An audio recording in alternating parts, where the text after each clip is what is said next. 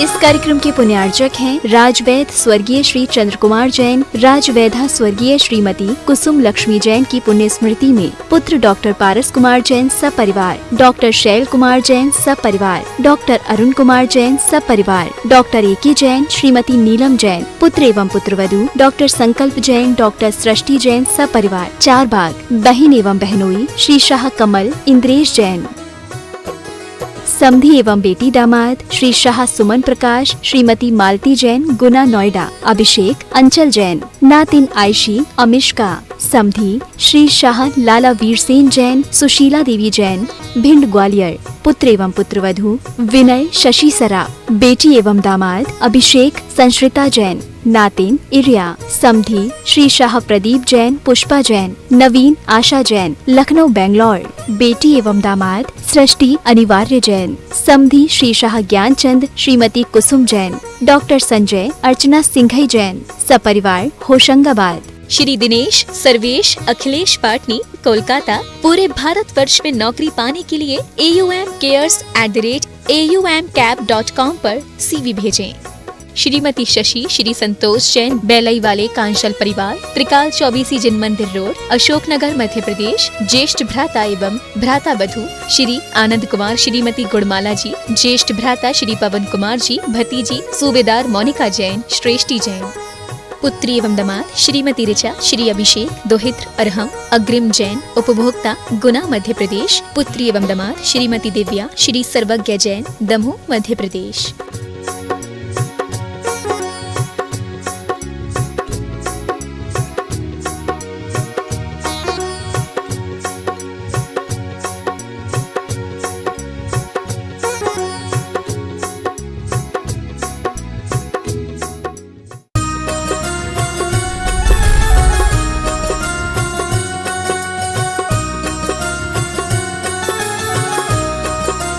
बोलिए विश्व वंदनीय देवादिदेव एक खजरट श्री चंद प्रभु भगवान की जय जय जय।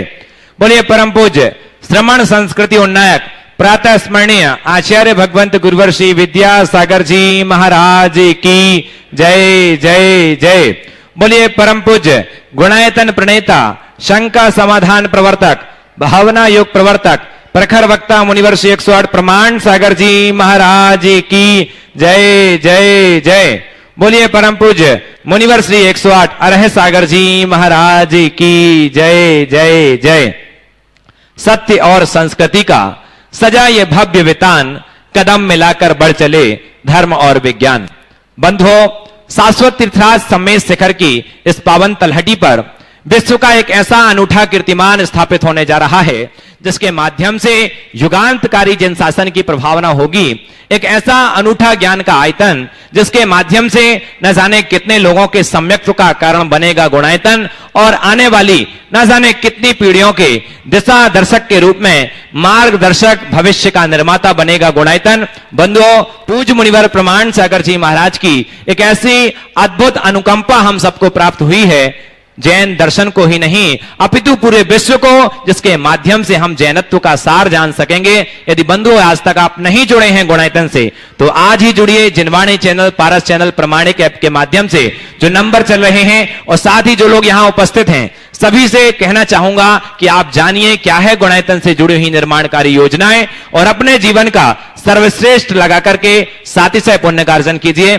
बंधुओं, साथ ही पूज्य गुरुदेव के माध्यम से प्रतिदिन गुणायतन परिसर में अति प्राचीन मनोज्ञ प्रतिमाओं के समक्ष शांधारा संपन्न होती है।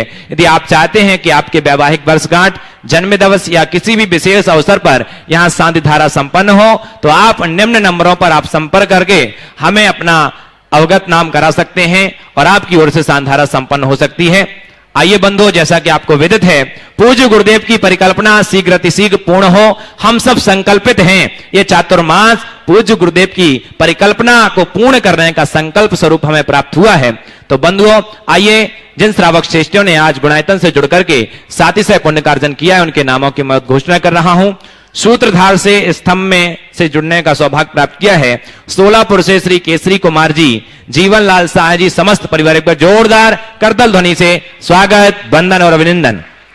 निर्माण मित्र से सूत्रधार के रूप में जुड़े हैं अहमदाबाद से डॉक्टर शीतल राजेश सोने जी, श्री सुरेंद्र भाई, कोकिला बेन देसाई, सा परिवार। सूत्रधार सदस्य के रूप में जिन्होंने जुड़ने का सौभाग्य प्राप्त किया है, झांसी ललितपुर से श्रीमती सुमनेश जी जैन, श्री राजीव कुमार जी, सा परिवार। एक बार जोरदार करतल ध्वनि से स्वागत वंदन अभिनंदन कीजिए। बंडा बड़ा बंडा सागर से चौधरी रतन चंद जी जैन, श्रीमती जी श्रीबाई जी, संदीप कुमार जी, समीप कुमार जी जैन, समस्त परिवार हमारे बीच उपस्थित भी हैं। एक बार जोरदार करतल ध्वनि से स्वागत कीजिए। और आइए ऐसे सूत्रधार सदस्य का हमारा पूरा गुणायतन परिवार सम्मान करना चाहता है। सम्मान के लिए मैं बुलाना चाहूंगा श्री विनोद जी काला साहब, गुणायतन यशस्वी अध्यक्ष, और साथ ही श्री विजय जी सरावगी साहब, श्रोमणी संरक्षक कोलकाता। आइए निवेदन करूंगा ऐसे श्रावक श्रेष्ठी का सम्मान करके गुणायतन के गौरव को बढ़ाइए। निर्माण सारथी सदस्य के रूप में जिन्होंने जुड़ने का सौभाग्य प्राप्त किया है, आ जाएं सागर से चौधरी रतन चंद जी, श्रीमती श्रीबाई जी, संदीप कुमार जी, समीप कुमार जी जैन, समस्त परिवार।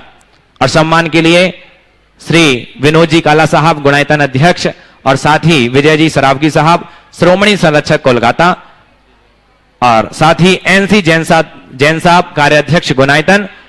ऐसे श्रावक श्रेष्ठी का सम्मान करके आइए एनसी जैन साहब कार्याध्यक्ष हमारे बीच उपस्थित हैं, वो आए और सम्मान करें।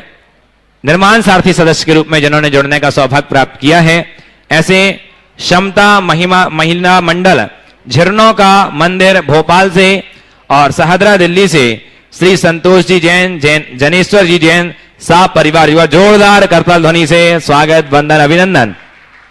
निर्माण निधि सदस्य के रूप में जिन्होंने जुड़ने का सौभाग्य प्राप्त किया है, दिल्ली से श्रीमती राज रानी जी, श्री पवन कुमार जी जैन, सा परिवार, और ललितपुर से स्वर्गीय श्री कैलाश चंद जैन की स्मृति में श्रीमती बिमला देवी जी, राकेश कुमार जी जैन, सा परिवार। और 21,000 रुपए की विशेष राशि से जिन्होंने सहयोग प्रदान किया है, कमला देवी, नीरज कुमार जी, सरावगी परिवार, कलकत्ता से जोरदार करतल ध्वनि से स्वागत कीजिए। और साथ ही 11,000 रुपए की राशि से जिन्होंने सहयोग प्रदान किया है, श्री जलगांव से श्री दली चंद जी, चौरडिया सकल दिगंबर जैन समाज अध्यक्ष। जोरदार सभी के लिए तालियां बजाइए। और साथ ही आज विशेष सम्मान के लिए मैं बुलाना चाहूंगा, हमारे बीच उपस्थित हैं भोपाल से अजय कीर्ति जैन, गुणायतन ट्रस्टी। आइए और उनके सम्मान के लिए मैं बुलाना चाहूंगा, हमारे बीच उपस्थित हैं आशीष जैन जी, परियोजना निदेशक गुणायतन के, वो आए। और साथ ही विपिन जैन जी, गुणायतन ट्रस्टी, विद्या प्रमाणिक संघ। ऐसे श्रावक श्रेष्ठी गुणायतन ट्रस्टी अजय कीर्ति जैन जी का सम्मान करके गुणायतन को गौरव को बढ़ाइए। जोरदार करतिल ध्वनि से स्वागत वंदन अभिनंदन कीजिए। आइए स्वागत करेंगे। और स्वागत की इसी कड़ी में मैं द्वितीय नाम ले रहा हूं।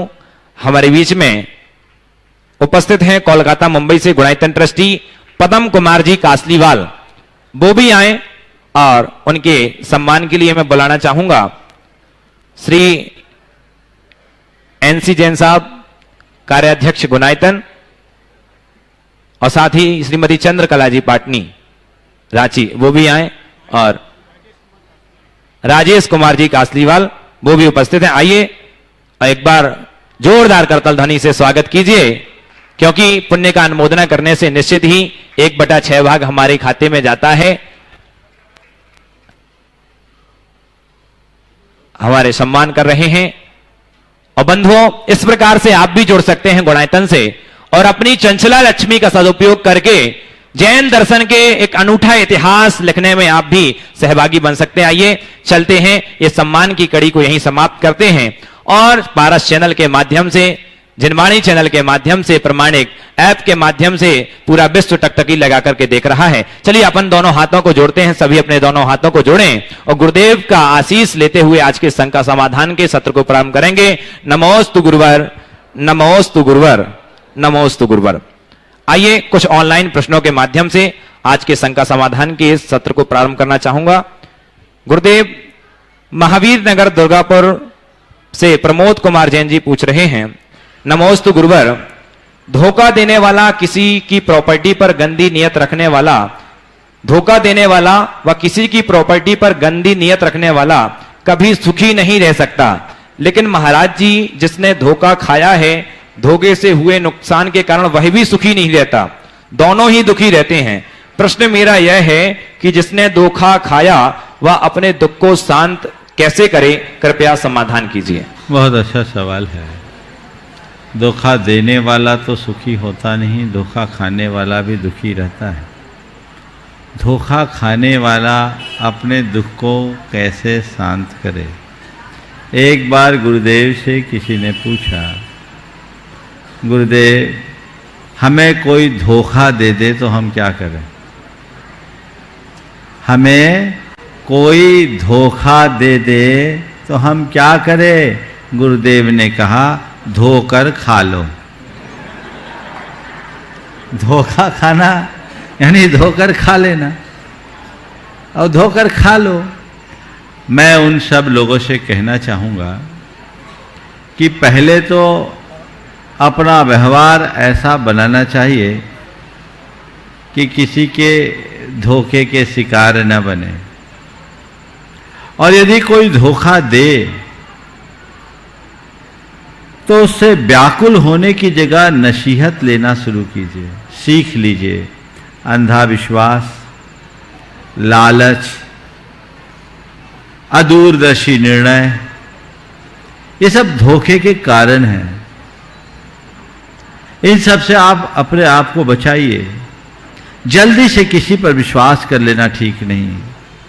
लालच में भर करके कोई निर्णय लेना ठीक नहीं। केवल तात्कालिक लाभ की भावना से प्रेरित होकर के कोई निर्णय लेना ठीक नहीं। समझदारी से व्यवहार करें। जब हमें सामने वाले ने धोखा दे दिया, धोखा तो हमने खा लिया, अब उसको पकड़ करके अपने मन को दुखी करने की जगह बेहतर यह है कि इस तरह की घटनाओं की पुनरावृत्ति कैसे रुके उसकी सोचें, और धोखे से हमने जो नुकसान पाया है उसकी पूर्ति कैसे करें। यदि ये सकारात्मक दृष्टिकोण साथ लेकर के चलेंगे तो फिर आपके साथ कोई दुविधा नहीं होगी। मेरे संपर्क में ऐसे अनेक लोग हैं जिनके साथ बड़ी चीटिंग हुई। एक व्यक्ति, उसके साथ कैसी चीटिंग हुई देखिए। उन्होंने एक जमीन बेची, और जमीन बेचने के बाद जैसा होता है, कुछ रकम लोग देते हैं, कुछ आगे पीछे होता है। विश्वास में उन्होंने लिख दिया, हमने आपसे पूरा पैसा पा लिया। और उसके बाद सामने वाले ने कहा, अब आप हमको क्लेम नहीं कर सकते, आपने सारा पैसा पा लिया। एक चीटिंग था।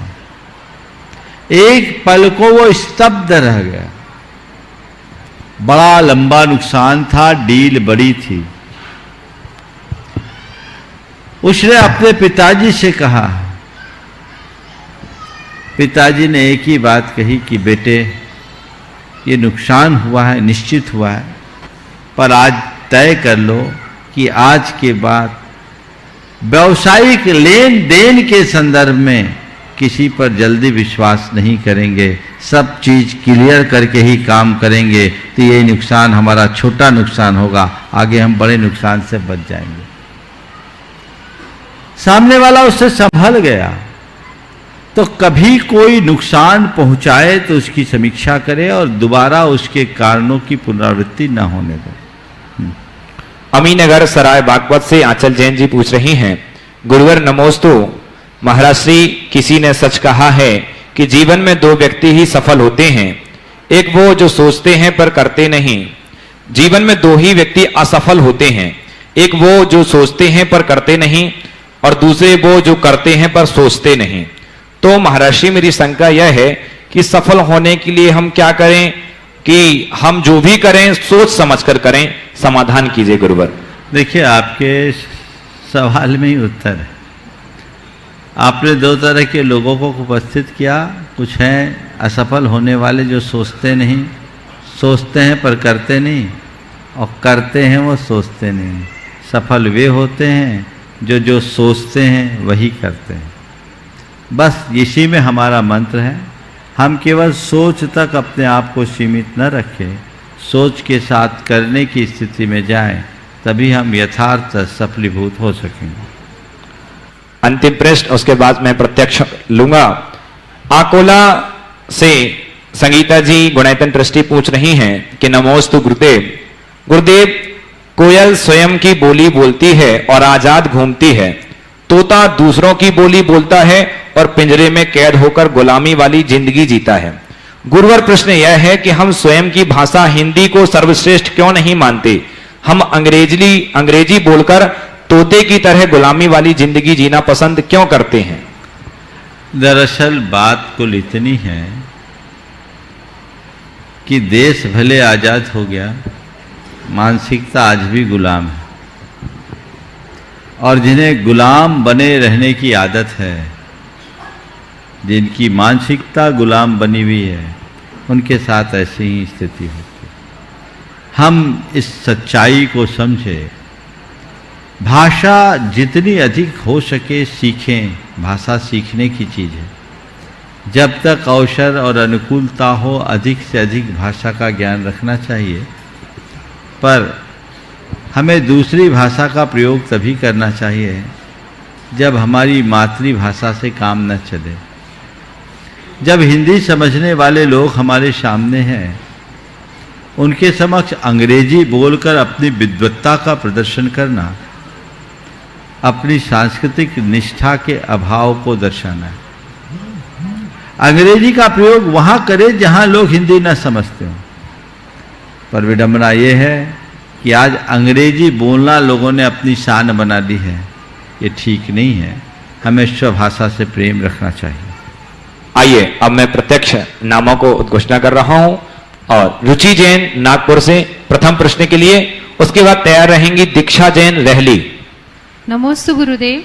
नागपुर से हम लोग परिवार से, मैं रुचि ऋषि जैन सादर नमोस्तु करती हूँ परिवार की ओर से।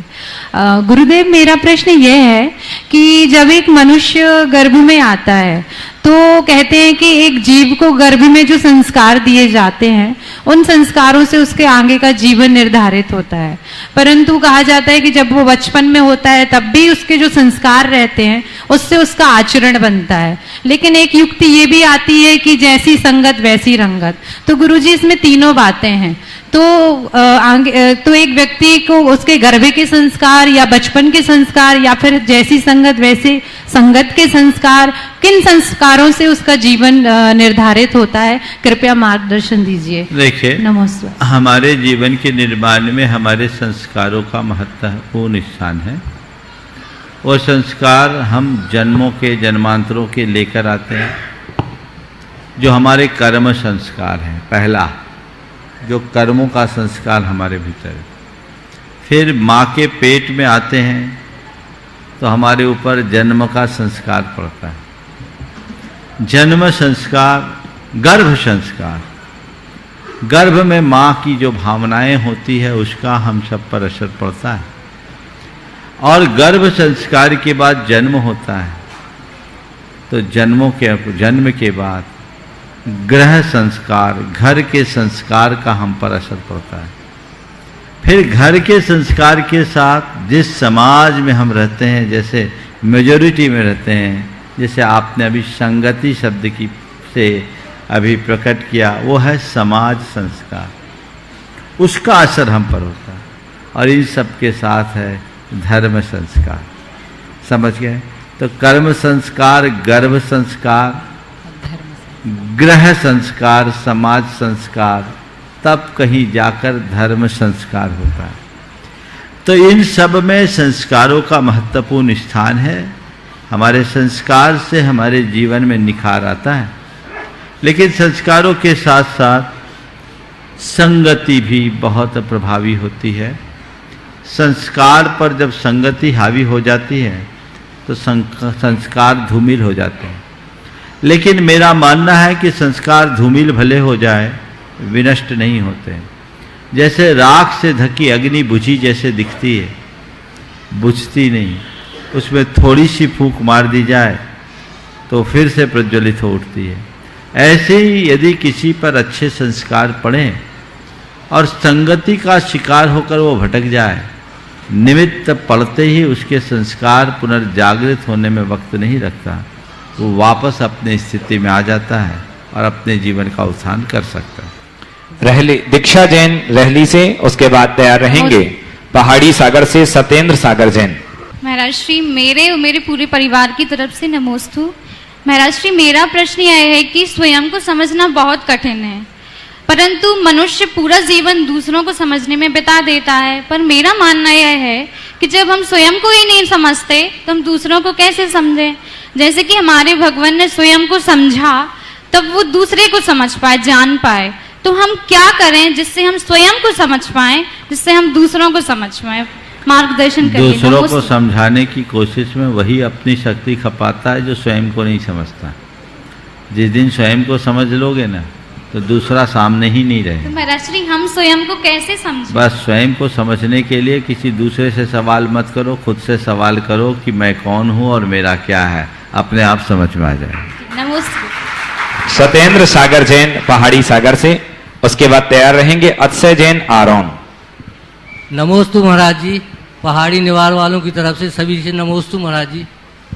महाराज जी मेरा क्वेश्चन है, पत्थर में भगवान है यह समझने में धर्म सफल रहा, पर इंसान में इंसान है यह समझाने में धर्म आज भी असफल है। जाति धर्म पैसा के नाम पर सब लड़ते हैं। पत्थर में भगवान है समझाने में धर्म सफल रहा, पर इंसान में इंसान है यह समझाने में आज तक धर्म सफल नहीं रह पाया। बात बिल्कुल सही। इसकी वजह पत्थर में भगवान को समझाने में सफलता इसलिए मिल गई कि पत्थर को जो भी कहा जाए वो चुपचाप सुन लेता है, कुछ बोलता नहीं। पर इंसान की प्रतिक्रिया कुछ दूसरी है। या तो वो सुन करके निकाल देता है या सुन करके कोई अपनी प्रतिक्रिया करता है। वस्तुतः अगर इंसान भी जो धर्म का पाठ उसे समझाया जाए उसे अच्छे से सुनकर हृदयंगम कर ले तो इंसान तो बहुत छोटी सी बात है, वो भगवान बन सकता है। नमोस्तु महाराज जी, नमोस्तु महाराज। और ये भी देखने और समझने की बात है कि जितने भी भगवान बने वो इंसान से ही बने हैं। जरूरत है स्वरूप को पहचानने की और उसकी अभिव्यक्ति के प्रयत्न की। नमोस्तु महाराज जी। अक्षय जैन आरोन से। उसके बाद तैयार रहेंगे समर्थ जैन आरोन। गुरुदेव के चरणों में त्रैवार नमोस्तु नमोस्तु नमोस्तु।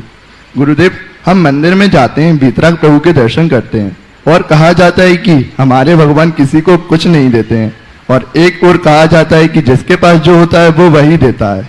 गुरुदेव हमारे वीतरागी भगवान हैं जो हमें कुछ नहीं देते हैं, लेकिन हम संसारी प्राणी हैं, हमेशा इसी इच्छा के साथ मंदिर में जाते हैं, हमारा धन वैभव बढ़े, हमारा यश बढ़े, हमारी प्रसिद्धि बढ़े, तो इन चीज़ों के लेकर मंदिर में जाते हैं, जबकि भगवान हमें वो कुछ नहीं देते हैं। गुरुदेव मेरा प्रश्न ये है कि हमें क्या इन भावों के साथ मंदिर नहीं जाना चाहिए? यदि हमारे भाव से ये सब प्राप्त करने के हैं तो हमें कहाँ जाना चाहिए? नमोस्तु गुरुदेव। आपके सवाल का दो पक्ष है।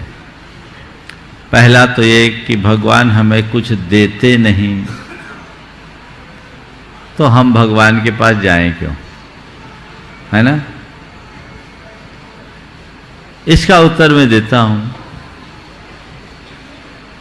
भगवान भले हमें कुछ देते नहीं, पर भगवान से हमें वह सब कुछ मिलता है जो संसार में कहीं नहीं मिलता। मैं आपसे पूछता हूं, पेड़ छाया देते हैं या पेड़ के नीचे हमें छाया मिलती है? बोलो, माइक है ना तुम्हारे? नीचे हमें छाया, पेड़ के नीचे। पेड़ देते हैं कि पेड़ के नीचे छाया मिलती है? पेड़ देते हैं, पेड़ के नीचे छाया मिलती है। पेड़ के नीचे जाओ, अपने आप छाया मिलेगी। पेड़ देता नहीं, मिलती है, सत्य है। हाँ, लेकिन कुछ ऐसे लोग होते हैं जो पेड़ के नीचे जाकर उससे छाया मांगते हैं, हे पेड़ मुझे छाया दे दो। उसके लिए हम क्या कहेंगे? क्या कहेंगे? बोलो, बोलो तो भाई। मांगेंगे। हाँ, जो पेड़ के नीचे जाकर के छाया मांगे उससे क्या कहेंगे? बोलो तो, घबरा क्यों रहे? बोलो। हाँ, मूर्ख कहेंगे ना, मूर्ख। तो इस दृष्टि से अगर कहें तो भगवान तो पेड़ की भांति हैं, उनकी शरण में जाने भर की देर है, हमें वह सब कुछ मिल जाएगा जिसके हम अधिकारी हैं, जो हमें चाहिए। लेकिन वहां जाकर के याचना करना, मांगना, ये हमारी एक दुर्बलता है, समझ गए? ये दुर्बलता है। तो उत्तम तो ये है कि हम भगवान के चरणों में उनका भक्त बन करके जाएं, भिखारी बनकर न जाएं। कुछ मांग भरा चित्त लेकर हम जा रहे हैं, तो ये हमारी दुर्बलता को ही प्रकट कर रहा है। और थोड़ा सोचो तो सही, भगवान से मांगते क्या हो? क्या मांगते हो? धन, संतान, संपत्ति, परिवार, यश, यही मांगते हो ना? तो भगवान के पास जाकर वो मांगते हो जिसे भगवान ने छोड़ दिया। बोलो। हाँ, वही मांगते हैं। अब भगवान ने क्यों छोड़ा अपना राजपाट, वैभव, चक्रवर्तियों जैसी संपदा को? भगवान ने क्यों छोड़ा? कभी सोचा क्यों छोड़ा? भगवान ने उन्हें व्यर्थ और निस्सार जाना वो छोड़ा। तो जिस चीज को भगवान ने निस्सार जान के छोड़ दिया, तुम उस चीज को भगवान से मांग रहे हो। और बोलो, लोक में जो तुम्हारी दृष्टि में व्यर्थ हो, वो तुम्हारी संतान तुमसे मांगे, तुम उसे दोगे क्या? नहीं। हाँ? जिसे तुमने बेकार की चीज मांगी और उसी के लिए तुम्हारा बेटा तुमसे जिद करे, शायद तुम्हारा तो बेटा हुआ नहीं होगा अभी, लेकिन मान लो वो तुमसे जिद करे, तो देना चाहोगे क्या? अरे जिसे मैंने व्यर्थ समझा वो तुम्हें क्यों दें? तो भगवान कहते हैं इन सब फालतू की चीजों में मत पड़ो। ये तो अनंतों जन्मों में अनंतों बार तुमने पाया और खोया, इसे भूलो। समझे? तुम उसे पाओ जो दुनिया में कहीं नहीं मिल सकती। वो तुम्हारी मन की शांति है। भगवान से अगर पाना है तो उनसे त्याग और तपस्या की प्रेरणा पाओ, वीतरागता का आदर्श पाओ। वो अंतर मन में घटित हो गया तो बेड़ा पार होगा, ऐसा समझ। नमोस्तु भगवान। नमोस्तु। समर्थ जैन आराम से उसके बाद तैयार रहेंगी। शिल्पा जैन तालेड़ा बूंदी प्रमाणिक समूह की सदस्य। हे गुरुवर, गुरुवर के चरणों में त्रिवार नमोस्तु नमोस्तु नमोस्तु। हे गुरुवर, मेरी शंका ये है, जब तक मैं अपने जीवन की तुलना दूसरों से नहीं करता तब तक सब कुछ ठीक चलता है। हालांकि ये मैं जानता हूँ, फिर भी मैं उनके लिए आभारी होना क्यों बंद कर देता हूँ, वो कि जो मेरे पास हर सेकंड रहते हैं। क्या बनना बंद कर देता हूँ? आभारी। सवाल का कुछ तारतम्य समझ में नहीं आया। मतलब फिर से बोलो एक बार। दूसरों की तुलना और आभार क्या बोल रहे? फिर से बोलो। मैं अपने जीवन की तुलना दूसरों से नहीं करता तब तक ठीक है। हाँ। तब जब मैं करता हूँ तो मेरे पास जो है वो भी चला जाता है, और अगर जो मेरे पास नहीं है वो भी चला जाता है। फिर मैं हताश होकर बैठ जाता हूँ, और जब नहीं करता तब मैं क्या करूँ उस समय? तो अब इसका आभार से क्या संबंध था भैया? मैं उसको देखकर कुछ सीख रहा हूँ, फिर भी मेरे को वो सवालों में थोड़ा तारतम्य रखा। एक शब्द भी इधर से उधर हो जाए तो अर्थ का अनर्थ हो जाता है। अब पहले तो तुम्हारे सवाल को संशोधित करता हूं। तुम्हारे सवाल का भाव कुल ये है, जब मैं अपनी तुलना दूसरों से करता हूं, जब तक मैं दूसरों से तुलना नहीं करता तब तक ठीक रहता है, और जब मैं अपनी तुलना दूसरों की से करने लगता हूं सब बिगड़ जाता है। जो सही है वो भी गलत हो जाता है। ऐसी स्थिति में मैं क्या करूं? सबसे पहली बात, कंपैरिजन हमें करना ही नहीं चाहिए। किसी से तुलना क्यों करो? दूसरों से की गई तुलना में दो विकार उत्पन्न होते हैं, एक ईर्ष्या और दूसरी प्रतिस्पर्धा। ईर्ष्या और प्रतिस्पर्धा दोनों के दोनों हमारे अंदर की दुर्बलताएं जो हमें परेशान करती है। इसलिए हम कभी किसी से तुलना न करें, हम अपने आप में पर्याप्त हैं ना। अपने आप को देखें, संसार का हर प्राणी पूर्ण है। हाँ, तुलना करोगे, कंपैरिजन करोगे तो कंपटीशन का भाव आएगा। हमें कंपैरिजन करके कंपटीशन करने की जगह कोऑर्डिनेशन करके कॉम्बिनेशन बनाने की कला सीखनी चाहिए। यदि ऐसा कर ले तो हम अपने जीवन को बेहतर बना सकते हैं। चलिए। शिल्पा जैन, तालेडा, बूंदी, राजस्थान प्रमाणिक समूह की सदस्य। उसके बाद तैयार रहेंगी कृति अरविंद राजा, जबलपुर। नमोस्तु गुरुवर। गुरुवर, आजकल सोशल मीडिया पर बचपन का प्यार सॉन्ग ट्रेंड कर रहा है। पूरे देश में सबकी जुबान पर यह सॉन्ग है। ये एक एडल्ट सॉन्ग है और इसे एक बच्चे ने गाया है। यहाँ तक कि मुख्यमंत्री ने भी उस बच्चे का माला पहनाकर स्वागत किया, जिससे और बच्चे भी एडल्ट सॉन्ग पर अपना वीडियो बना रहे हैं और ये उम्मीद कर रहे हैं कि हमें भी प्रसिद्धि मिले। और माँ बाप खुद उनसे ये काम करवा रहे हैं, क्योंकि ये जो आज हम सेलिब्रिटीज देखते हैं ये प्रसिद्ध नहीं हुए हैं, इन्हें प्रसिद्ध किया गया है। यहाँ तक कि गुरुवर इस धुन पर एक जैन भजन भी बन चुका है। गुरुवर, इस पूरे देश, पूरे समाज को घटिया कंटेंट की लत लगवाई जा रही है, क्योंकि जैसी प्रसिद्धि लोग देखेंगे वैसा बनने का सोचेंगे। फिर ना तो कोई आतंकवादियों का सफाया कर पाएगा इजराइल की तरह, न पदक जीत पाएगा चीनियों की तरह, न नोबेल प्राइज जीत पाएगा रूसी और अमरीकियों की तरह। पूरा देश बस बचपन का प्यार ही गाएगा। महाराज जी, यह आने वाले जमाने का एक आईना है। हम इस पर कैसे कंट्रोल ला सकते हैं? क्योंकि अगर इस पर अभी विचार नहीं किया तो हमें ये कहने में टाइम नहीं लगेगा, पधारिए नए हिंदुस्तान में आपका स्वागत है। बहुत ही गंभीर मसला आपने उपस्थित किया। मुझे नहीं मालूम ये सब क्या चल रहा है, क्योंकि मुझे सोशल मीडिया का कोई अता पता है नहीं। हाँ, सोशल मीडिया से जुड़े हुए लोग तुम्हारे जैसे जब ये बातें यहाँ रख देते तो कुछ कुछ अपडेट होता है।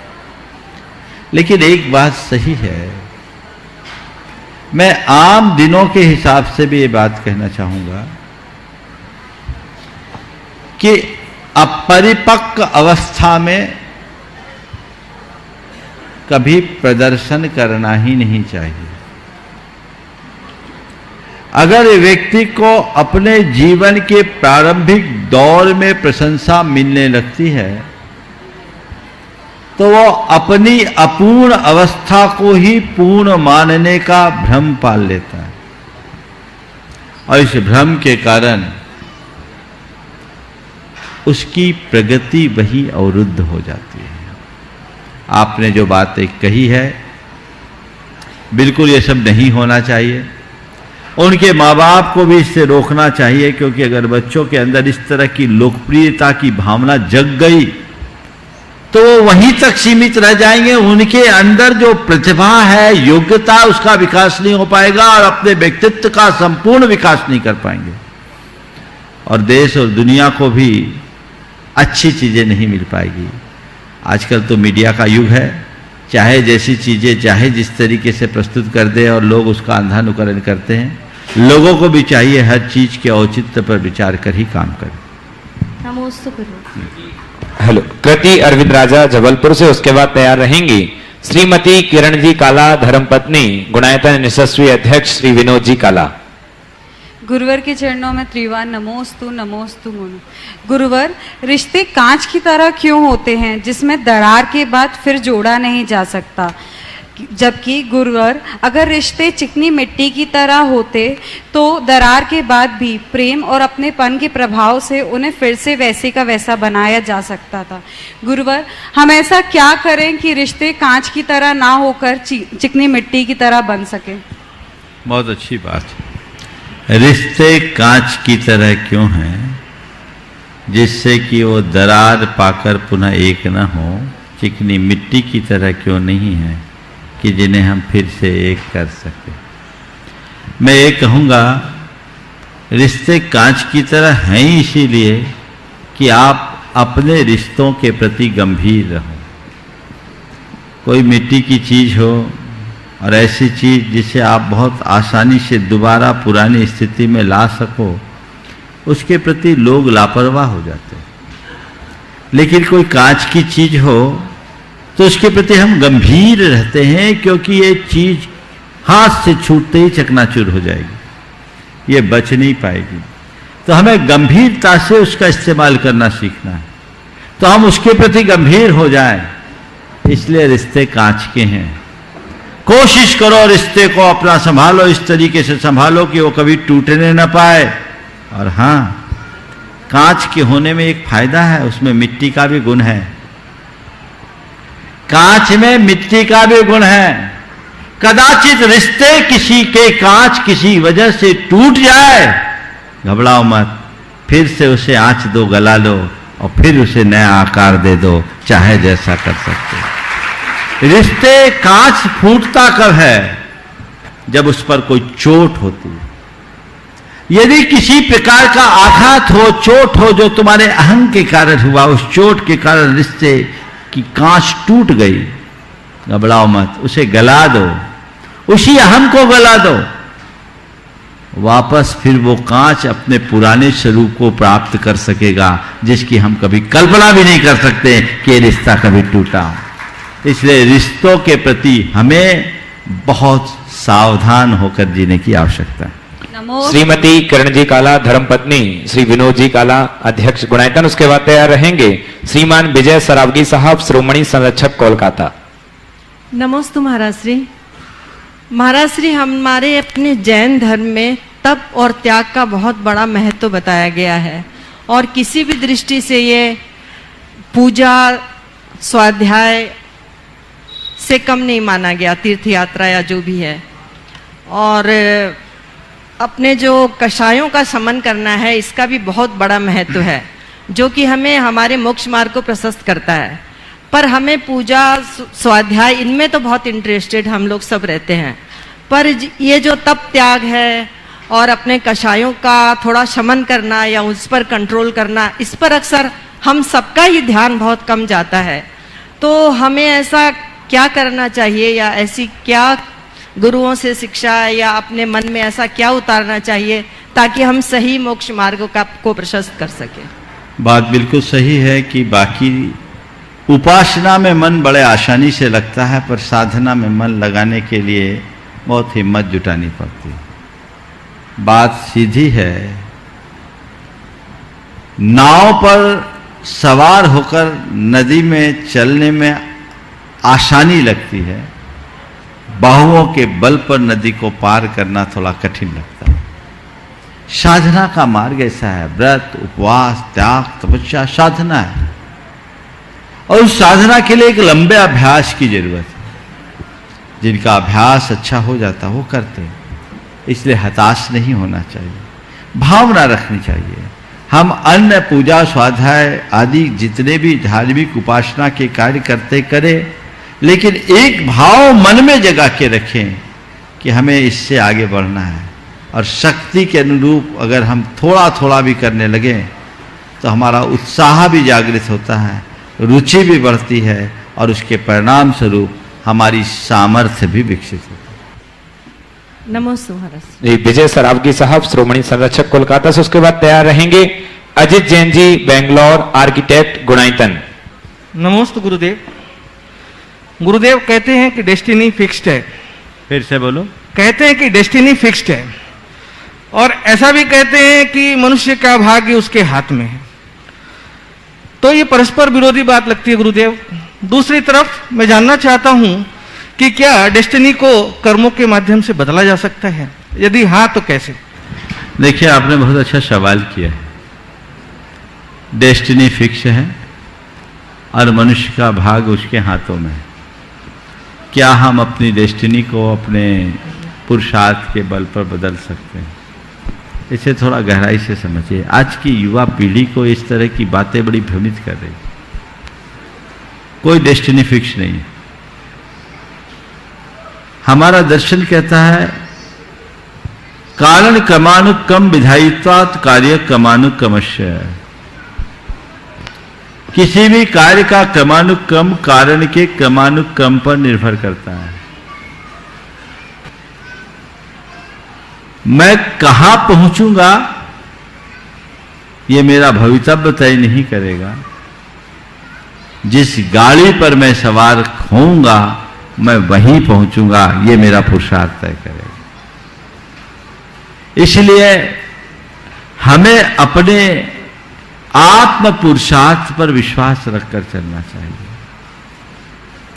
एक कार्य की उत्पत्ति में अनेक कारण होते हैं, उसमें हमारा कर्म है, पुरुषार्थ है, दैव है, भवितव्यता है,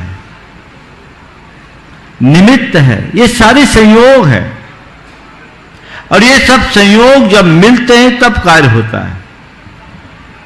लेकिन इनमें हमारे पुरुषार्थ का हिस्सा बड़ा होता है। इसलिए हम अपने पुरुषार्थ के बल पर अपने जीवन में बड़ा बदलाव घटित कर सकते हैं और हमें वो प्रयास करना चाहिए। नमस्ते गुरु। अजित जैन बेंगलोर आर्किटेक्ट गुणायतन, उसके बाद तैयार रहेंगे अजित कीर्ति जैन भोपाल गुणायतन ट्रस्टी। नमस्ते महाराज। महाराज मेरा कोई सवाल नहीं है। हाँ, बहुत सुंदर। एक बार इनके लिए करतल ध्वनि से सम्मान कर दीजिए। ये गुणायतन के खड़े हो, अजित थोड़ा सा खड़े हो जाओ, परिचय हो जाए। ये पूरे के पूरे गुणायतन के इस पूरे परिसर को विकसित करने में अपना योगदान दे रहे हैं। बहुत बड़े आर्किटेक्ट हैं और आज वो उसी प्रयोजन से आए हैं। विनोद जी सम्मान करेंगे। आइए, और मैं निवेदन करूंगा कि अजित जैन जी बेंगलोर जो आर्किटेक्ट गुणायतन के हैं, इनका सम्मान करने के लिए मैं निवेदन करूंगा श्री विनोद जी काला साहब गुणायतन अध्यक्ष, वो उनका सम्मान करेगा। जोरदार करतल ध्वनि से स्वागत कीजिए जो गुणायतन की इस परिकल्पना को साकार करने में अभिन्न अंग बन रहे हैं। आइए, इसके बाद मैं निवेदन करूंगा अजय कीर्ति जैन भोपाल से गुणायतन ट्रस्टी तैयार रहेंगे अपने प्रश्न के लिए, और उसके बाद तैयार रहेंगे एनसी जैन साहब गुणायतन कार्याध्यक्ष। कहो उसी से, कहो उसी से जो कहे ना किसी से, कहो उसी से जो कहे ना किसी से, मांगो उसी से जो दे दे खुशी से, मांगो उसी से जो दे दे खुशी से। ऐसे महान गुरुदेव के चरणों में सशत नमन, सशत नमन। परम पूज्य गुरुदेव के चरणों में सकल दिगंबर जैन समाज भोपाल और श्रोण की ओर से बारंबार नमोस्तु नमोस्तु नमोस्तु। मैं अपने प्रश्न पूछने के पहले थोड़ी सी भावना योग के बारे में चर्चा करना चाहूँगा। 2 साल पहले लगभग बड़वानी में मैं अपने पुत्र को लेकर गया था भावना योग के शिविर के लिए, तो वो हमने भी अटेंड किया था। यद्यपि भावना योग के बारे में पहले से भी हम प्रैक्टिस कर रहे थे, लेकिन पिछले 2 साल से निरंतर पूरे परिवार में हम उसका अभ्यास कर रहे हैं। और उसमें मतलब मेरे पुत्र ने और सभी परिवारजनों ने देखा है कि मतलब मेरे स्वभाव में मैं खुद भी फील कर रहा हूँ काफ़ी बदलाव आया है। मैं अपने मतलब गुस्से पे काफ़ी नियंत्रण कर पाया हूँ और मेरे स्वभाव में सबको लग रहा है कि बहुत सरल हो गए हो आप, बहुत सरल, सहजता सरलता ये कैसे आ गई अचानक आप में। तो ये भावना योग को इसका श्रेय देना चाहूँगा। और एक और बात, मैं आज की ताज़ा खबर आपको सुनाना चाहूँगा। गुरुदेव को मालूम है, मैंने मतलब हम दोनों ने पति पत्नी ने कल संकल्प लिया था, गुरुदेव से आशीर्वाद लिया था कि हम चारों प्रकार के आहार का त्याग करके आज वंदना करेंगे पूरे शिखर जी की, और हमारी वंदना गुरुदेव के दर्शन करके ही समाप्त होगी। तो हमने पूरी भीषण गर्मी, आज सब लोग फील कर रहे हैं कि यहाँ पे कितनी गर्मी है, उसमें बिना जल भी लिए, अन्न तो सब लोग नहीं लेते हैं मगर जल भी नहीं लेते हुए पूरी वंदना की। और आज की वंदना में इतना आनंद आया कि इससे पहले इतनी अच्छी वंदना कभी नहीं रही। मेरे साथ में और जो लोग वंदना आज कर रहे थे सबने भी ये फील किया होगा कि हम लोग कितने अच्छी वंदना कर रहे थे, कितने भक्तिभाव से, बहुत आनंद आया। सवाल करो। अब मैं सवाल करता हूँ गुरुदेव, वर्तमान परिदृश्य में जैसा कि विगत दिनों में जो घटित हुआ है अफगानिस्तान में, तो ऐसी घटनाएं मतलब हमारे भारत में भी, हमारे देश में भी घट सकती हैं अगले कुछ सालों में, 10-20 सालों में, या समय कम ज़्यादा हो सकता है। क्योंकि जो एक विशेष समुदाय है इसके बारे में सब लोग जानते हैं कि वो कितना क्रूअल, कितना हिंसक समुदाय है। मतलब उनका उद्देश्य ही है उस धर्म की स्थापना पूरे संसार में करना, तो वो धर्म भी धर्म नहीं है जिसका मतलब मूल ही हिंसा हो। तो ऐसे हिंसक लोगों से हम अपने धर्मायतनों की, अपने चतुर्विध संघ की और अपने धर्म और समाज की रक्षा कैसे कर पाएंगे उन कठिन परिस्थितियों में? इसके लिए हमें अभी से क्या ठोस और सुदृढ़ कदम उठाना चाहिए, कृपया मार्गदर्शन करें। देखिए, बहुत ही गंभीर मुद्दा आपने उठाया है।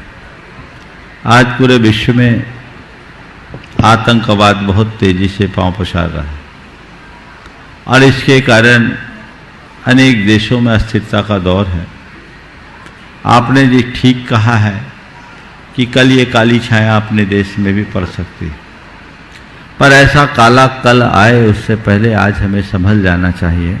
यदि हम आज संभलते हैं तो हमारा कल जरूर उज्जवल होगा, इसमें कोई संशय नहीं। इसके लिए लोगों को चाहिए, दो स्तर पर प्रयास चाहिए, एक तो शासन के स्तर पर और दूसरा समाज के स्तर पर। समाज में जागरूकता होनी चाहिए, देश के प्रति, संस्कृति के प्रति, धर्म के प्रति निष्ठावान बनना चाहिए और ऐसे लोगों को अपने निहित स्वार्थों की पूर्ति के लिए प्रश्रय नहीं देना चाहिए जो देश, धर्म और संस्कृति के लिए नुकसान पहुंचाते हैं। लोग अपने निहित स्वार्थ की पूर्ति के लिए पहले ऐसे ही लोगों को प्रश्रय देते हैं और बाद में वैसे लोग हम सबको बड़ा नुकसान पहुंचाते हैं। ये समझदारी लोगों को रखना चाहिए और सरकार को भी तुष्टीकरण की नीति से बाज आना चाहिए और समाज और संस्कृति को ध्यान में रखते हुए अपने सारी नीतियां बनानी चाहिए। एनसी जैन साहब कार्याध्यक्ष गुणायतन, उसके बाद तैयार रहेंगे पदम कुमार जी कासलीवाल, गुणायतन ट्रस्टी, कोलकाता, मुंबई। नमोस्तु गुरुवर। गुरुवर, आज मेरा प्रश्न नहीं है, आपके आशीर्वाद से मेरी माताजी जो पिछले 1 महीने से काफ़ी ज़्यादा अस्वस्थ चल रही थी, उनके स्वास्थ्य में सुधार हुआ है। किंतु मुनिश्री, हम जो चाह रहे हैं परिवार वाले, या जो मैं चाह रहा हूं कि उनकी आखिरी समय तक कैसे भी समाधि मरण हो, उस विषय में हम थोड़ा आगे बढ़े हैं, लेकिन उसके बाद पता नहीं क्या है कि हम आगे नहीं बढ़ पा रहे हैं। और मुझे ऐसा आशीर्वाद दीजिए। पहली बार तो मुझे ऐसा मौका मिला है, 40 साल के बाद में पहली बार अपने गांव में जाके 1 महीना माताजी की सेवा करी है। मैंने पिछले 40 साल से कभी गांव में 1 महीना नहीं रहा। तो ऐसा आशीर्वाद दे मुनिश्री के उनका अंत समय जो भी हो बिल्कुल सुखदायी हो और हम कोशिश करें कि उनका समाधि मरण हो सके।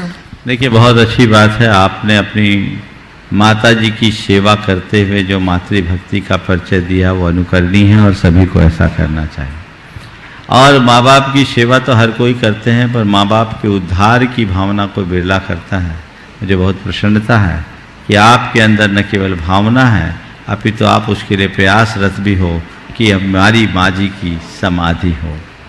देखिए, मैं एक बात आप सबसे कहता हूँ, घर के वातावरण में समाधि बहुत कठिन होती है, क्योंकि घर में सब मोह का वातावरण रखते हैं और यदि थोड़ा बहुत आप कुछ करे भी तो दूसरे कहेंगे मार दिया। ये लोग दिखावा की बात अलग। इसलिए मैं आप सबसे ये कहता हूँ कि आप चाहते हो कि हमें समाधि से इस दुनिया से जाना है, तो समय से पहले घर से बाहर निकल जाना, तभी समाधि होगी। घर में समाधि हो ही नहीं सकती। आप अपनी बात तो छोड़ दो, हम मुनियों के लिए, आचार्यों के लिए कहा गया है कि अगर तुम्हें अपना उद्धार करना है तो संग को त्याग देना। और वहाँ तो इतनी कड़ी बात कही है जिसे सुनकर आप भी ताज्जुब करेंगे। मूलाचार्य में लिखा, वरम गण प्रवेशादो विवाह स प्रवेशनम विवाहे राग उपत्ति गणो दोषान मागरो। अपने संग में रहकर समाधि करने से अच्छा तो विवाह कर लेना है। विवाह में तो केवल राग होगा, संग तो दोषों का आगर है। आप सोचो, जब संग को भी मोह वृद्धि का कारण माना जा सकता है तो घर परिवार की स्थिति क्या है। इसलिए पहले से अपनी मनोदशा आप सब बना के रखें, अपने जीवन के क्रम को इस तरीके से निर्धारित करें ताकि आप समय पर अपना सारा काम कर सकें। दूसरी बात, यदि पहले से नहीं कर पाए आप करें तो घर वालों को चाहिए कि वो विवेक बुद्धि से काम ले और त्यागी वृत्तियों से संपर्क करे। जो संलेखना समाधि कराने में निष्णात है उनका मार्गदर्शन ले और सामने वाले के मनोभाव को जगाकर मार्ग प्रशस्त करें। मेरा आशीर्वाद। जी, पदम कुमार जी कास्टीवाल गुणायतन ट्रस्ट, उसके बाद तैयार रहेंगे सुनील जी वसुंधरा जी सिलचर गुवाहाटी से। महाराज श्री नमोस्तु मेरे और मेरे पूरे परिवार की तरफ से। महाराज श्री मेरी शंका है कि हम दिगंबर जैन मंदिर के अभाव में श्वेतंबर मंदिर में चले जाते हैं दर्शन के लिए, तो वो क्या मिथ्या दर्शन होगा? कि मिथ्या और सम्यक की बात नहीं है, बात दर्शन की है। हम दर्शन किसके करते हैं? हरियन भगवान, भगवान की ना। भगवान कौन है? वीतरागी, वीतराग है। तो बस वीतराग को भजो और अपना काम आगे बढ़ाओ। नमोस्तु महाराज। जी, सुनील जी वसुंधरा जी गुवाहाटी सिलचर से, उसके बाद तैयार रहेंगे आशीष जैन जी परियोजना निर्देशक गुणायतन। गुरुदेव के चरणों में मेरा बारंबार नमस्कार। गुरुदेव, मैं पूछना चाहती हूँ, अभी 10 लक्षण जी पर्व आने वाला है, तो उसमें हम बच्चों को क्या दिनचर्या रखनी चाहिए? बहुत अच्छा सवाल है। 10 लक्षण पर्व में बच्चों को क्या दिनचर्या रखनी चाहिए? देखिए, 10 लक्षण के दिनों में अपनी दिनचर्या आम दिनों से अलग होनी चाहिए। जब स्कूल कॉलेज खुले रहते हैं तो उनकी दिनचर्या बिल्कुल अलग होती है। इस बार तो शायद स्कूल कॉलेज अभी बंद ही है, तो मैं अभी के हिसाब से बताता हूँ। उन्हें अगर मंदिर में जाकर के पूजा अर्चा करने की सुविधा है तो पूजा अर्चन जरूर करना चाहिए। अगर वैसी सुविधा नहीं है तो ऑनलाइन कार्यक्रमों में भागीदारी रखनी चाहिए। यहाँ श्रावक संस्कार शिविर का पूरा प्रसारण प्रामाणिक ऐप के माध्यम से ऑनलाइन होगा, आप उसका लाभ ले सकते हैं। और आप उससे जुड़े, सुबह से भावना योग करें। वो 10 दिन आम दिनों से हटकर हो। जितना बन सके ये कोशिश करें कि 10 दिन मुझसे कोई पाप ना हो। पूजा पाठ करें, भावना योग करें, और 10 दिन हो सके तो एक आसन करें। एक आसन ना हो तो 2 आसन करें। 2 आसन भी नहीं कर सके तो कम से कम इतना तो परहेज करें कि 10 दिन हम बाहर का नहीं खाएंगे और रात में 4 प्रकार के आहार का त्याग करेंगे। अगर रात्रि में 4 प्रकार के आहार का त्याग कर देते हैं तो 10 दिन में 5 उपवास का फल तो आपको मिल जाता है। जितना बने संयम साधना से अपने आप को जोड़े, अपने अंतरंग के उत्साह को बढ़ाते हुए चले तो जीवन बहुत अच्छा हो। गुरुदेव, इसी बीच में एक प्रश्न रखूंगा जो बहुत से लोगों के आ रहा है कि गुरुदेव, इस बार श्रावक संस्कार शिविर शिखर जी में लग रहा है और हम सबका भाव है कि शाश्वत तीर्थराज समेत शिखर में आए, लेकिन वहां से हमें सूचना मिली कि हमें यहाँ पर नहीं, मतलब उतनी उपलब्धता नहीं है। तो गुरुदेव, हम घर बैठे किस प्रकार से श्रावक संस्कार शिविर का उसी अनुरूप आनंद ले सके, कृपया गुरुदेव शंका का समाधान कर। देखिए, शंका नहीं है, ये तो भावना है। रजिस्ट्रेशन बंद है, अब क्या करें? कोई बात नहीं है, घर बैठे तो पूरा आनंद ले सकते हैं। पिछले वर्ष भी लोगों ने घर बैठे आनंद लिया, इस वर्ष भी आप ले सकते हैं। आप अपनी सूचनाएं दें ताकि आपको यहाँ से लिंक भेजने की व्यवस्था हो। आज ही मेरे पास खबर आया बैंकॉक से, वहाँ उन लोगों ने तय किया है कि हमारा पूरा समुदाय शिखर जी के गुणायतन के कार्यक्रम से जुड़ा रहेगा। उन्होंने निवेदन किया, वहाँ निकुंज जी मेहता हैं जिन्होंने यहाँ कलश भी रखा, शिरोमणि संरक्षक हैं, उनका विशेष निवेदन कि हमको क्या करना है, हमारे लिए उसकी लिंक उपलब्ध की जाए। टेक्नोलॉजी के माध्यम से ये आप सबको लाभ मिलेगा, इसलिए देश विदेश में, पूरे अमेरिका में लोग इस कार्यक्रम से अपने समय के अनुरूप भागीदारी रखेंगे। सिंगापुर से भी खबर आई है। तो देश भर में भी जहां उनको स्थानीय रूप से धर्म ध्यान करने की अनुकूलता नहीं है, उन सबको चाहिए कि यहां से आप जुड़े। आप चाहते हैं कि महाराज के सानिध्य में रह करके हम शिविर का आनंद लें, तो 10 दिन सारे विकल्प छोड़िए और यहाँ के कार्यक्रम से आप जुड़ जाइए। जितना आप लाभ लेना चाहेंगे घर बैठे आनंद मिलेगा। आप रोज प्रवचन आदि का लाभ लेते ही हैं, 10 लक्षण में आपको विशेष लाभ लेने का अवसर मिलेगा। उसका पूरा टाइम टेबल आपको कल बता दिया जाएगा, कल या परसों, लेकिन उसमें आपको अपनी भागीदारी अभी से सुनिश्चित करनी होगी। हाँ, आशीष जैन जी परियोजना निदेशक गुणायतन, उसके बाद हमारे बीच में अपनी बात रखेंगे गुणायतन यशस्वी अध्यक्ष विनोद जी काला साहब, जल्दी से। हाँ, महाराज जी के चरणों में मेरा और परिवार और सिलचर समाज की तरफ से बार बार नमस्कार। महाराज जी, मेरा सवाल है मृत्यु योग के बारे में। किसी व्यक्ति की अचानक मृत्यु हो जाती है तो बोलते हैं उसका मृत्यु योग था। किसी दुर्घटना में अगर सैकड़ों लोग एक साथ मर जाते हैं या मृत्यु हो जाती है तो वो भी क्या मृत्यु योग होता है? मृत्यु योग? अरे मरने के योग का नाम मृत्यु योग, अलग से कोई मृत्यु योग नहीं होता। मर गया उस योग का नाम मृत्यु योग, कुछ भी बना। इसमें क्षेत्र, समय और काल का भी कोई महत्व होता है? देखो, इन सब चीजों में पढ़ोगे ना तो बड़ा विचित्र हाल होगा। मैं एक अनुभव बताता हूँ। एक व्यक्ति 1996 की बात है, मेरे पास बहुत डिप्रेस्ड स्थिति में आया और उसको एक ज्योतिषी ने बोल दिया कि तुम्हारा मृत्यु योग है, बचोगे नहीं। उसने आकर के मुझसे कहा कि महाराज जी महामृत्युंजय मंत्र क्या होता है, जरा बता दीजिए। भाई क्या हो गया? बोले एक पंडित ने हमको ऐसा ऐसा बता दिया है कि मृत्यु योग है, बचोगे नहीं, तुम महामृत्युंजय मंत्र का जाप करो। बोले महामृत्युंजय के लिए तो एक ही उपाय, मुनि बन जा, महामृत्युंजय हो जाएगा, और कोई उपाय नहीं। नहीं महाराज ऐसा तो नहीं है, क्या करें, आप कुछ उपाय बताइए। हमने कहा ध्यान रखना, दुनिया के जितने भी योग हैं मृत्यु से कोई किसी को बचा नहीं सकता, पर एक बात ध्यान रखो, जब तक तुम्हारी आयु है तुमको कोई हिला नहीं सकता, और आयु पूरी होने के बाद कोई जिला नहीं सकता। आयु है कोई नहीं हिलाएगा, तुम्हें कुछ घबराने की जरूरत नहीं। इस सब पंडितों की बातों पर भरोसा मत करो। तुम तो नमोकार मंत्र की आराधना करो, भगवान की भक्ति करो और भगवान से एक ही प्रार्थना करो, भगवान मैं कल मरूं चाहे आज, आपका नाम जपते हुए मरूं, तन मरेगा, मेरी आत्मा का कुछ नहीं। मैंने उन्हें अपने तरीके से मोटिवेट किया, उनके मन में थोड़ी उमंग जगी। 1996 और 2021 25 साल हो गए, आज भी सलामत।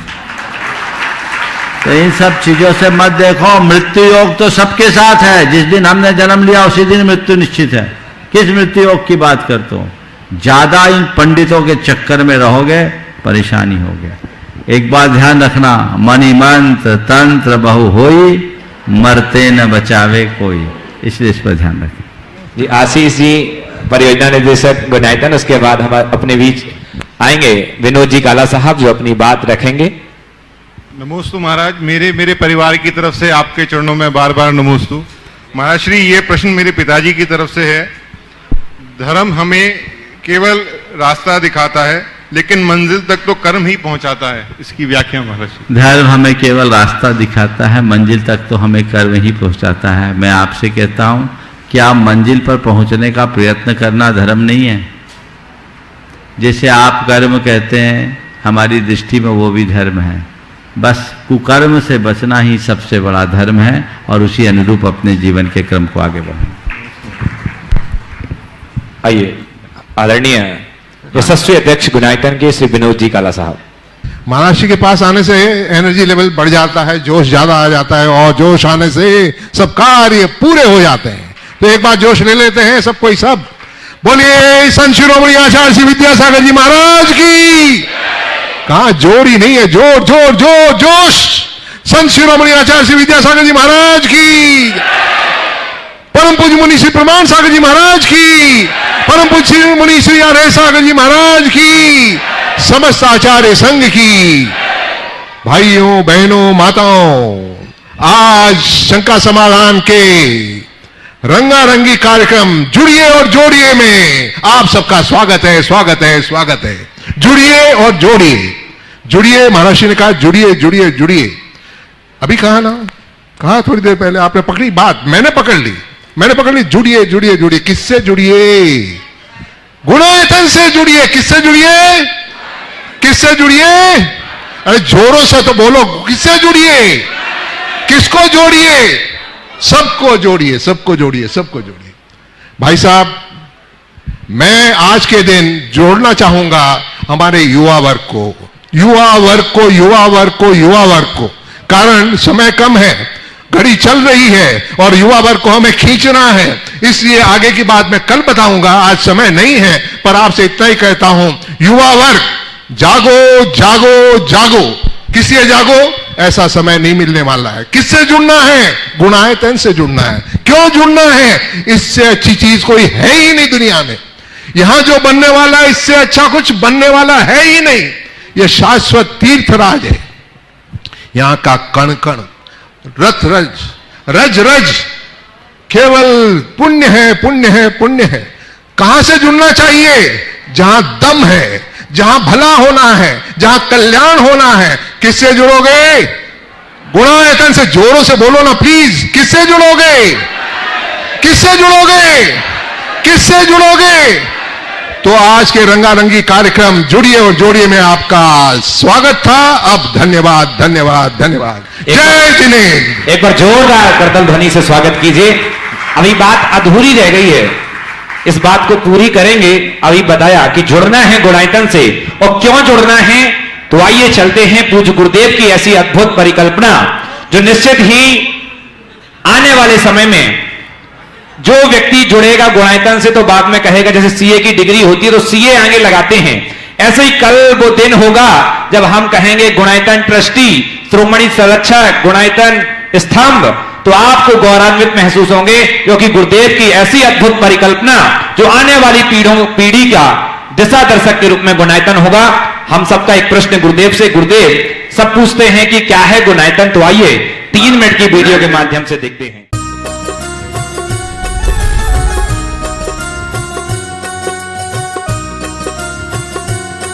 इस कार्यक्रम के पुण्यार्चक थे राजवैद स्वर्गीय श्री चंद्र कुमार जैन, राजवैधा स्वर्गीय श्रीमती कुसुम लक्ष्मी जैन की पुण्य स्मृति में पुत्र डॉक्टर पारस कुमार जैन सपरिवार, डॉक्टर शैल कुमार जैन सपरिवार, डॉक्टर अरुण कुमार जैन सपरिवार, डॉक्टर ए.के. जैन, श्रीमती नीलम जैन, पुत्र एवं पुत्रवधू डॉक्टर संकल्प जैन, डॉक्टर सृष्टि जैन सपरिवार, 4 बाग, बहन एवं बहनोई श्री शाह कमल इंद्रेश जैन, समधी एवं बेटी दामाद श्री शाह सुमन प्रकाश, श्रीमती मालती जैन गुना नोएडा, अभिषेक अंचल जैन, नातिन आयशी अमिष्का, समधी श्री शाह लाला वीरसेन जैन, सुशीला देवी जैन भिंड ग्वालियर, पुत्र एवं पुत्रवधू विनय शशि सरा, बेटी एवं दामाद अभिषेक संश्रिता जैन, नातिन इरिया, समधी श्री शाह प्रदीप जैन पुष्पा जैन, नवीन आशा जैन लखनऊ बेंगलोर, बेटी एवं दामाद सृष्टि अनिवार्य जैन, समधी श्री शाह ज्ञानचंद श्रीमती कुसुम जैन,